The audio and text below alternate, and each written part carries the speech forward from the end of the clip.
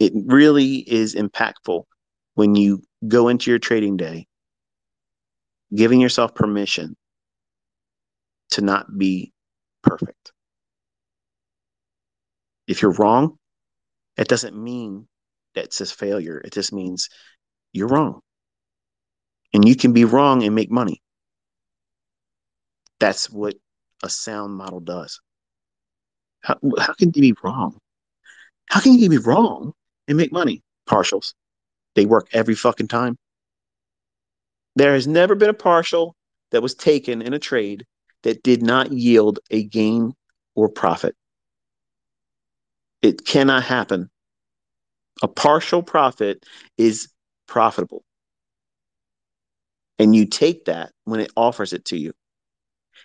Then, if the trade doesn't go to your targets or target final terminus and stops you out on the balance, guess what that means? You were wrong, but you made money. Books don't teach that mindset. Educators don't teach that mindset. They've been doing it since I've been talking about it, but I don't mind being a trailblazer. That's why I'm here after all. Blazing trails for you all to ramble on behind me and then find your own trailblazing. But you have to know what you're doing. You got to know how to predict price. You have to know how to predict the future. I've said it many times, folks. It's in the name of what we're doing. We're trading futures. We're dealing with the future. Everything about what we're doing is predicting the future.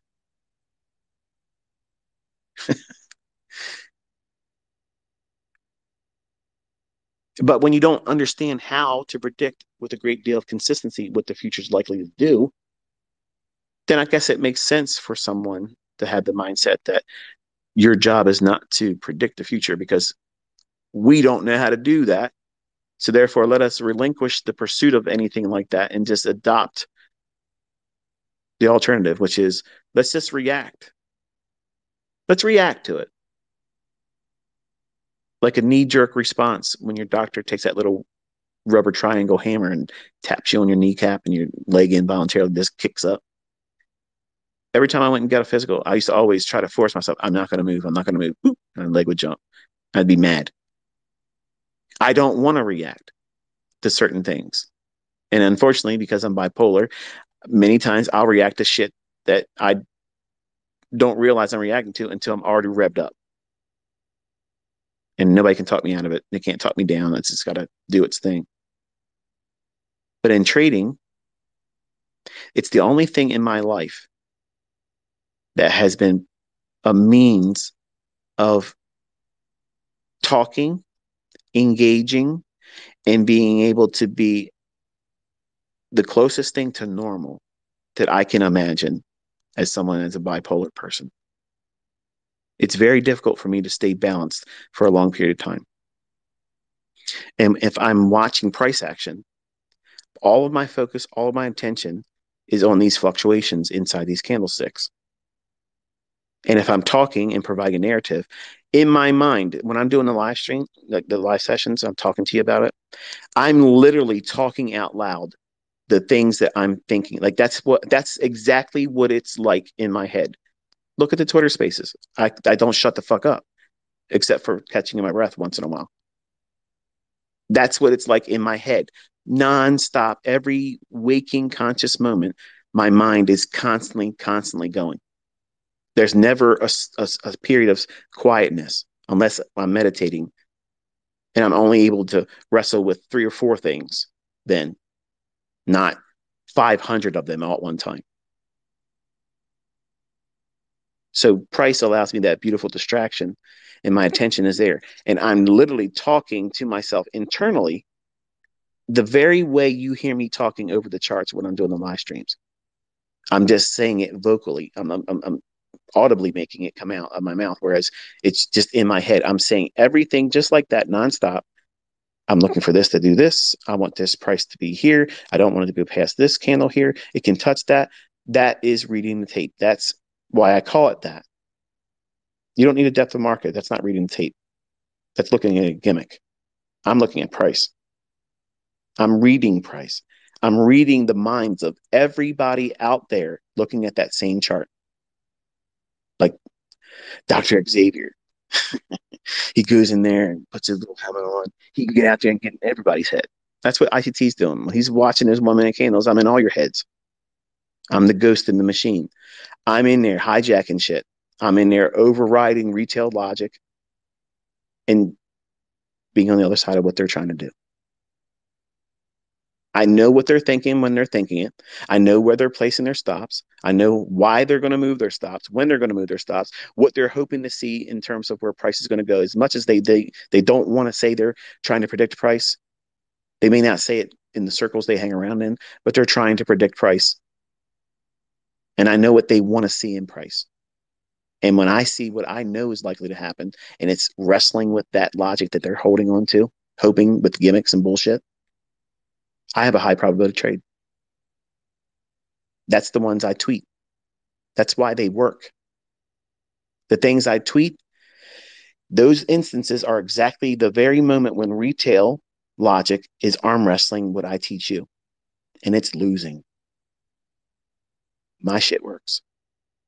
That's why the things I tweet pan out. I don't just go out and tweet whatever comes to mind. I'm waiting for that moment where I have most of the things I like to see in my favor. And then it goes to script. Before I started this Twitter space, I sent a link out. I said, go watch the Wednesday live stream, go to the 3 hour, 5 minute, and 30-second mark. And you'll hear me outline where I was saying, people ask, why don't you explain to us what makes you see a trade or when a trade isn't good for you? How do you differentiate something that's in the charts? Like, how do you know when a trade's really there? What are you looking for? Well, again, it gets back to experience. You can't, well, think about what you know now.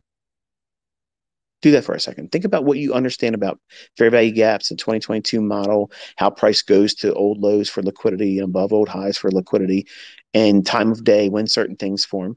You didn't know that shit months ago. Look how much more you understand now. Now try to think about how you that didn't know what you know right now, how could you understand yourself explaining your present understanding to how you didn't understand it then? That's the predicament I'm in as a mentor. You need to experience it. You need to see it. And knowing yourself, because you're the same person back then and here right now, which you have more understanding, you know that no amount of talking, no amount of jawboning about what it is and what it isn't, your ignorant self, before you've learned how to do what you know now, would never appreciate anything. Even if you yourself went back from the fucking future, you would be like, what the hell are you talking about? Because you weren't there day after day, week after week, for now, a couple months now, seeing it explained before it happens. You can't take that experience and articulate it. Words aren't going to reach far enough. It's because you have experience. So that's what I mean when I say, when certain questions are asked, how do you this and how do you do that? Experience, 30 years. And you're getting that experience every time that we spend time together. When you're looking at your own chart studying, you're getting that experience. You don't realize it. It feels so not infant, but it feels so insignificant right now because it's early in your development. Every time a baby tries to start to stand up, it hasn't been able to even stand on its own yet, but it tries to stand up and it falls over. Every little time it does that, it's incremental experience. And finally, one day you come home from work and your kid can walk around.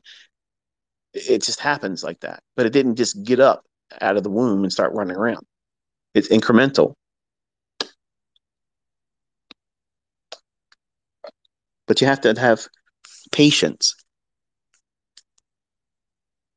But you're not going to learn it fast. It doesn't happen that way. But the best way of doing it is seeing me explain it real time. And there is no gaming of TradingView when you're calling it real time, every minute. Sorry. When you record your trades, entry, placement, management, there is no gaming that. It's what it is. The last 2 days, even though I wasn't with you all, early in the morning before the morning session, because I was running around in the banks and such, um, I spent time with my older students and I was calling the market with them, and they watched, the markets pan out to script there too. I mean, they're used to it. I mean, when I used to teach every single day for them, they would see those types of things on a daily chart, an hourly chart, and 15-minute chart, and 5-minute chart. You all have been conditioned to expect that now from these concepts because I've been doing it with you all since last year. In November, all that stuff stops, and you'll have to depend on your own time and energy put into this. But by then, you'll know what you're supposed to be doing. You'll know what to go in and practice your drills with. And I practice still. I know how to do this, but I still practice. I take myself into events like non-farm payroll and I study where do I think that the liquidity is for this. On the CPI number, I told you the boundaries of how far that we're going to reach for liquidity for CPI. And it dropped like immediate right down to the sell side. Went one tick into the level beyond it, lower, and then right on up. Pretty neat. That's the game I like to play with price action. When I know I don't want to trade it, I want to see how will my algorithm reach for price action? Where is it going to reach for? Where's the liquidity at? And when you see it like that, it's just fingerprint. That's all. That's all I'm showing you is that these things repeat because it's coded. It's written this way. And you see enough of it now to know that it's beyond coincidence and it's something that you can do yourself.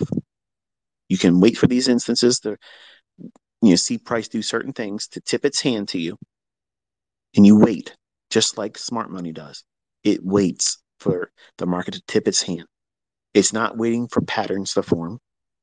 It's not waiting for indicators and averages to cross over. All that stuff is the opposite of what you're supposed to be looking at. You're waiting for a certain time of day of week, economic calendar, operating times, New York session morning, New York session afternoon, London session. And you're waiting for the market to tip its hand on where it wants to go. That's the draw on liquidity. But every single day, folks, listen, every single day, the market gravitates to buy side liquidity or sell side liquidity. And before it gets there, there is a fair value gap. That's always there. It's always there, folks. It's never going to be hidden from you. They're never going to fucking change the algorithm and remove that. Okay? It's not going to happen. That's not going to happen. There's always going to be people out there placing stop loss orders to get in or to get out of a trade. That's liquidity. That's necessary. That's fundamental to how markets are booked. You need another counterparty. And thankfully, just like P.T. Barnum said, there's a sucker born every 2 seconds. So it may not have been 2 seconds, maybe every minute. But the point is, there's suckers born all the time that want to come in here with their retail bullshit, harmonic patterns, Elliott wave horse shit, yin and yangs on their chart. All that stuff is a reason for them to do what? Push a button. That's the instigation, the the the cause for them to do it. And the effect of that result sometimes is lacking. You have been conditioned to anticipate precision. That's where your pursuit is. You're not trying to be someone that pursues being right. Because at some point, being right is going to no longer be enough. So what do you do to satisfy when you're right more times than you're not? How do you stay satisfied? You pursue excellence, excellence in execution, excellence in precision, excellence in managing risk. You refine your craft to be razor sharp, always at the ready, dialed in.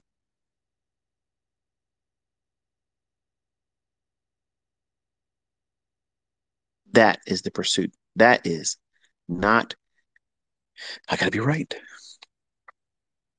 I gotta be right.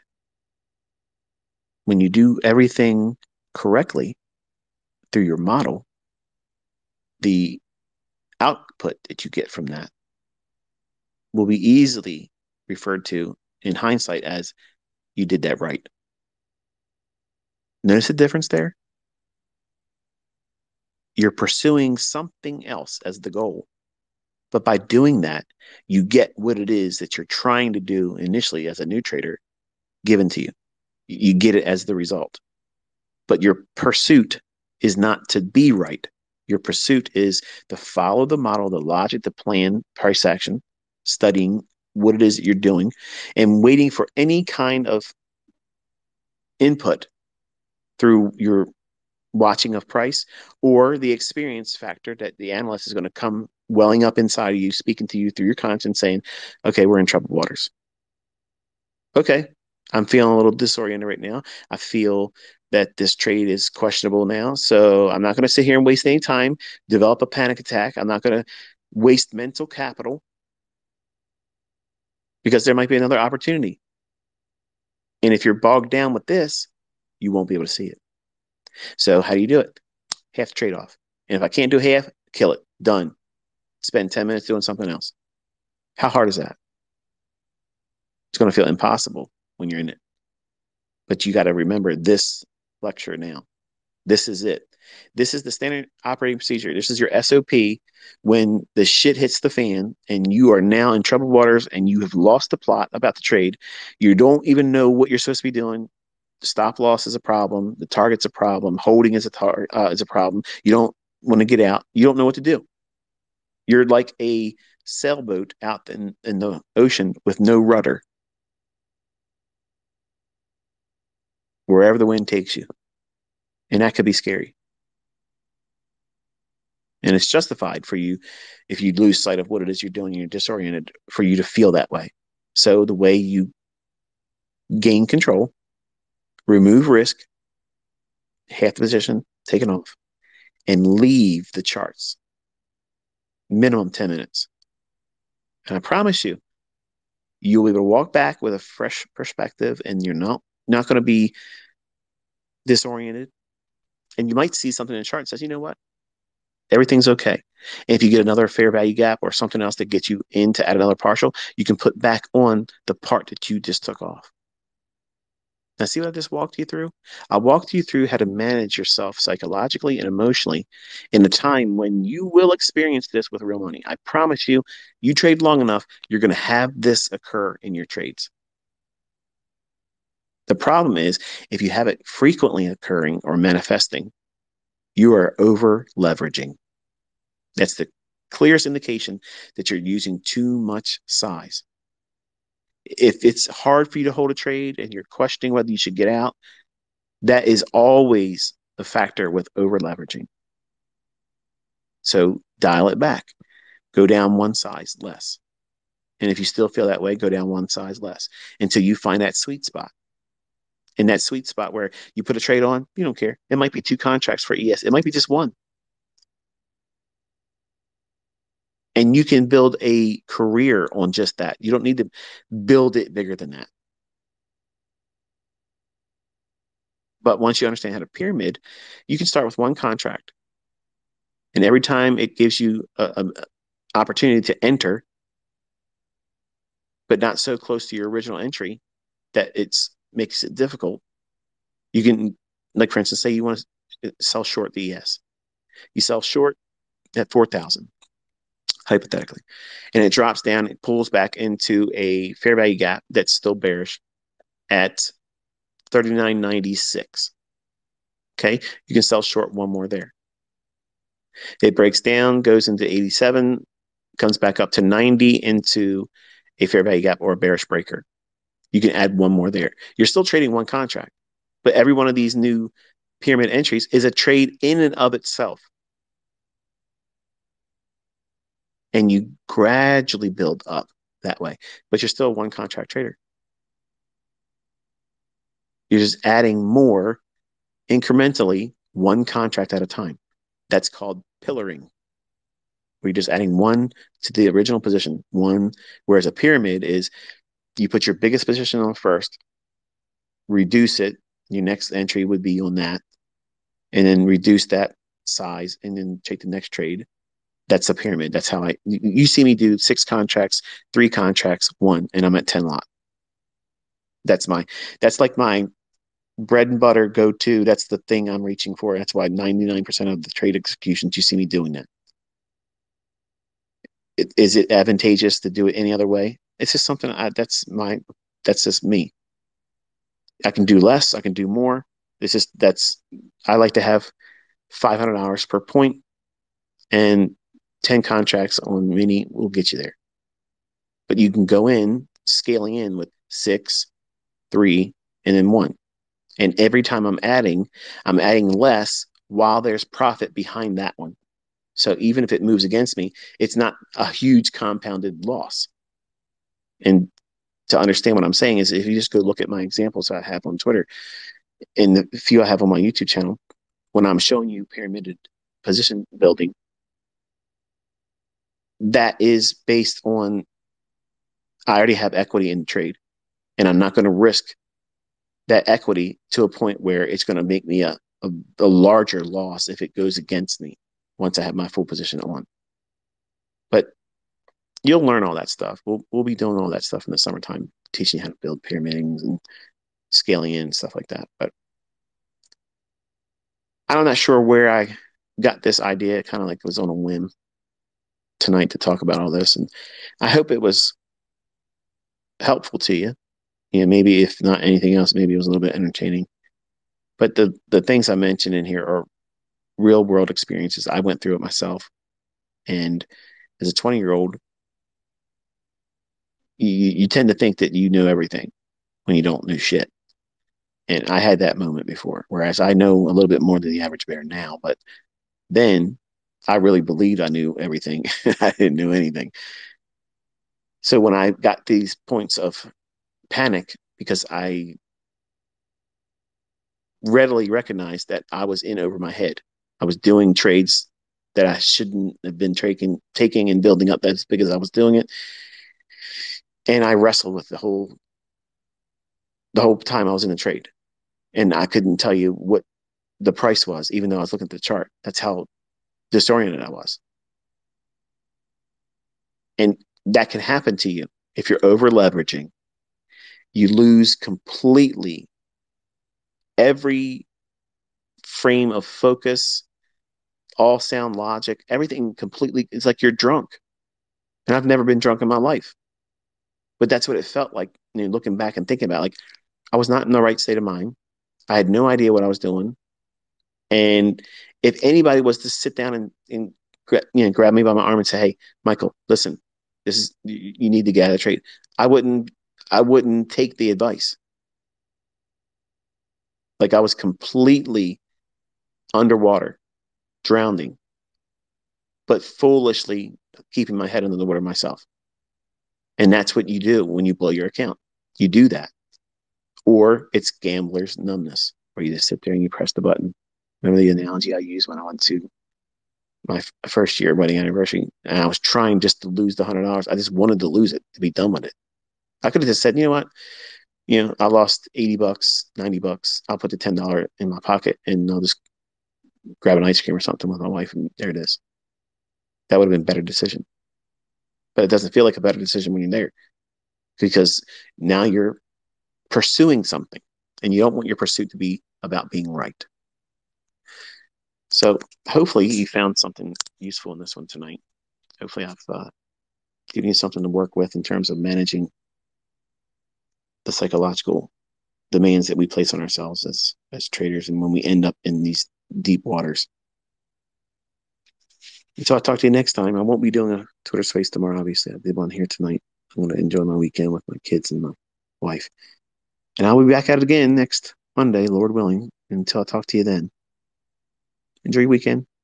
Be safe.